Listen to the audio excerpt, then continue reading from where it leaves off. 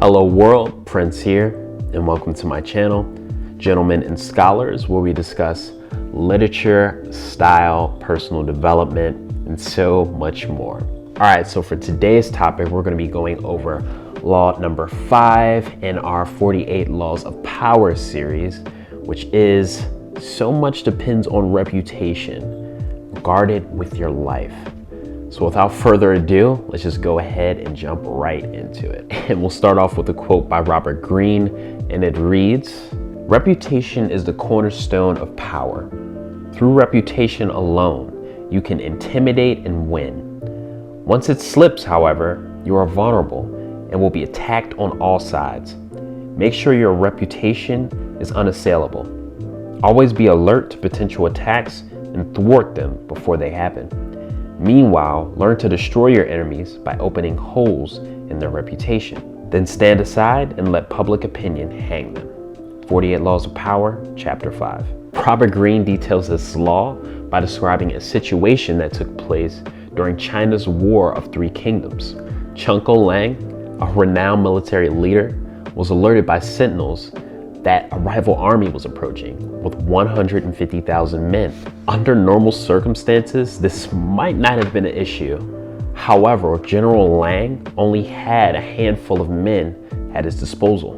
Without much time to think, General Lang orders his troops to open the town walls and hide, leaving the town defenseless. Then the general places himself on the most visible part of the town wall and chants and sings as the rival army approaches. When rival army General Sima Yi arrives, he sees the town unprotected and thus is apprehensive to enter. After much deliberation, he orders the army to flee immediately, fearing a trap. Sima Yi knew what renowned General Chunko Lang was capable of, and thus his reputation alone was able to save him from almost certain defeat. Robert Greene details the implications of not having a solid reputation with the story of P.T. Barnum.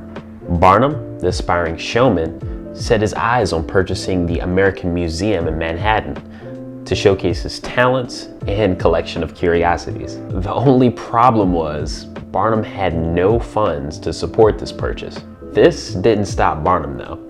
He got to work putting together a proposal that replaced upfront cash with guarantees, and it worked.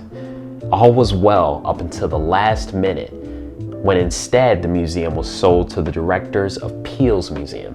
When asked why he wasn't sold the museum, the answer was simple: they have a reputation and you don't. Still determined, Barnum went to work with a series of attacks and newspaper ads that subsequently lowered the stock of Peale's Museum. In fact, Peale's Museum received so much bad press that right before the sale was finalized, the American Museum was sold to Barnum instead. A sort of rivalry ensued after these events.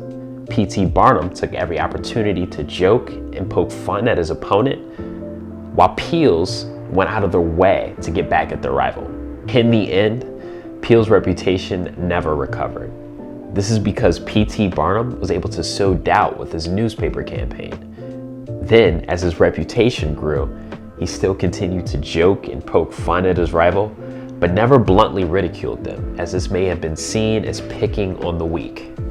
These tactics allowed him to actualize his goals and solidify him with the reputation of a true showman. To conclude, we'll leave off with a quote by Robert Greene. "Since we must live in a society and must depend on the opinions of others, there's nothing to be gained by neglecting your reputation.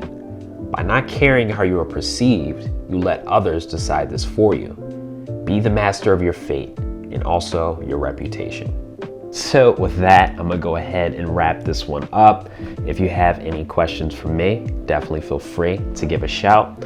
Like, definitely subscribe and hit that notification bell. That is very important. And I'll go ahead and link this book down below, as well as some other books that I think you will get great value out of. But if I left anything out, or if you have any tips that you'd like to share, definitely let me know down in the comment section down below. Until next time, Gentlemen and Scholars.